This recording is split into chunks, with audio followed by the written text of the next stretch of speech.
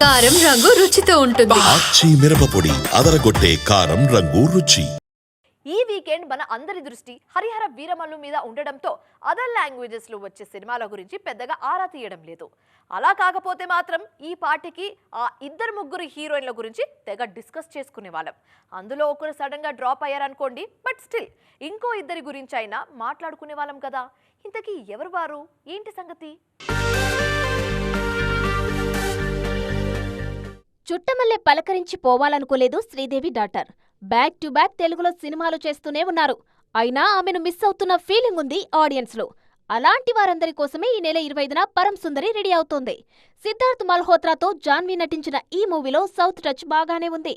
Culture పరంగా, craze పరంగా మన దగ్గర పరం సుందరికి తిరుగులేదు. అయినా క్యాష్ చేసుకోవడంలో ఎక్కడో తడబాటు కనిపిస్తోంది. కంప్లీట్ గా ఈ మూవీలాగా కాకపోయినా విజయ్ సేతుపతి, నిత్యా మీనన్ కలిసి నటిస్తున్న సార్ మేడం మీద కూడా ఇలాంటి కంప్లైంటే వినిపిస్తోంది. విజయ్ సేతుపతికి మన దగ్గర మంచి మార్కెట్ ఉంది. నిత్యా మీనన్ ని తెలుగు అమ్మాయిలాగే ఫీల్ అవుతారు జనాలు. అలాంటప్పుడు ఇక్కడ క్యాచ్ చేసుకునే అవకాశాలు పుష్కలంగానే ఉన్నాయి. కాకపోతే హరిహర వీరమల్లు మేనియాలో వీటి వెలుగులు కనిపించట్లేదనే టాక్ కూడా ఉంది. యాక్చువల్ గా ఈ వారమే పలకరించాల్సిన సిల్వర్ స్క్రీన్ సీత ఓ అడుగు వెనక్కి తగ్గారు. మృణాల్ ఠాకూర్ నటించిన సన్ ఆఫ్ సర్దార్ సీక్వెల్ ఈ వారమే విడుదల కావాల్సింది. కానీ నార్త్ మేకర్స్ మూవీని నెక్స్ట్ వీక్ కి పోస్ట్ పోన్ చేశారు. ఆగస్టు 1న సినిమాను ప్రేక్షకుల ముందుకు తీసుకొస్తామని అనౌన్స్ చేశారు.